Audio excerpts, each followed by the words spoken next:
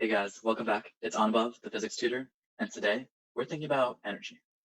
So before we get started, take a second right now to read through the question and see what we're going to be looking at. So from first glance, we've got two guys watching a leaf fall. And what's great about this question is it's a bit of a thinking question. We don't have any numbers, no variables. We're going to be working purely with the concepts of energy, and specifically potential energy and kinetic energy. So one way to proceed with these conceptual questions is always to draw out some diagram that helps you understand what's happening. So here's a diagram I drew for this question. And in our question, we have two people observing a leaf. So my attempt at a leaf right over here. We have one person standing on a ladder.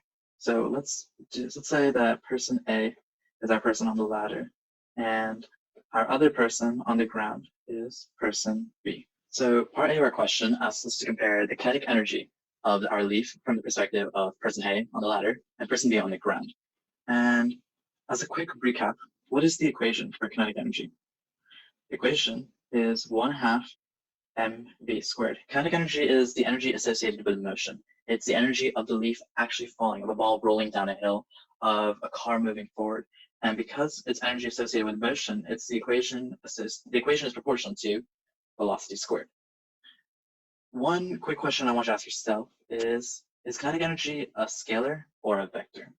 Recall that a scalar only has a magnitude, and a vector is a magnitude and a direction.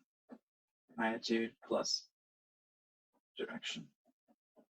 In this case, energy is a scalar. We don't take into consideration any directions. So we won't be seeing a direction component be the difference between any of our energy concepts, but our magnitudes might be different. So let's go ahead and say that this leaf in the top right corner has mass m, okay? So that is our mass in the kinetic energy equation. Now for person A and person B to determine kinetic energy, all that's left for them is to find the velocity of this falling leaf. And for both of them, velocity is some distance over time, right? So for both individuals, velocity is this height that it's fallen and the time that it takes for it to fall. The height that it's falling is going to be the same no matter where our person is standing. And the time that it takes to fall is exactly the same. It's not going to appear any smaller for one person versus the other. So in that case, for both person A and person B, our velocity is exactly the same. And if both mass and velocity are the same for both individuals, then we know that kinetic energy from the perspective of person A equals the kinetic energy of the leaf from the perspective of person B. Okay, so part B and C, we're looking at gravitational potential energy. So I'll lump them together, but do notice that there are different aspects of potential energy. Part B is the change in, and part C is the final gravitational potential energy. So quick recap. Gravitational potential energy is mass times gravity times height. So one way to think about gravitational potential energy is the potential for motion. We said in the previous example for kinetic energy that one example of kinetic energy is a ball rolling down a hill.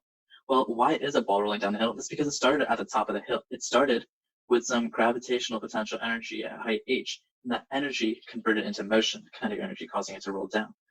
So it's all about stored energy that can potentially cause motion. And here we have point of reference that we need to take into account. Because where are you measuring your height from? That's going to be different based on your perspective. And this question is all about perspectives. So for person B, who's standing on the ground, his perspective will be that height equals 0 on the ground. But maybe for person A on the ladder, his perspective is that height equals 0 up here. And because of this difference in this one reference point, their potential energies will also be different. So let's find for person A and for person B, initial potential energy, final potential energy, and our change of potential energy.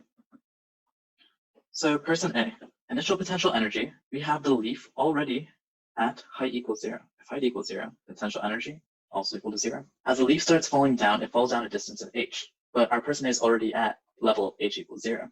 So its final distance is going to be negative h. Its final position is going to be negative h. So our potential energy will be negative mgh. And if delta potential energy is final minus initial, our change is minus mgh.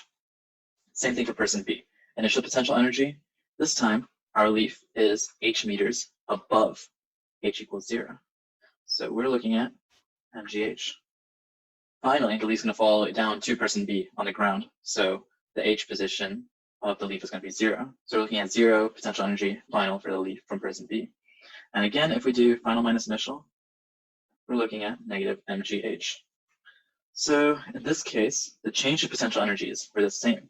We're losing some amount of energy as the leaf falls down. At some height, it has energy that will convert to kinetic energy as it falls, but as it's falling, it's losing potential energy because that energy is converting into motion. However, notice that the final potential energies are different based on how you measure the height of the leaf at the bottom. And that's all for this question. Hope it was a good refresher on energy, and I'll catch you guys for the next explanation.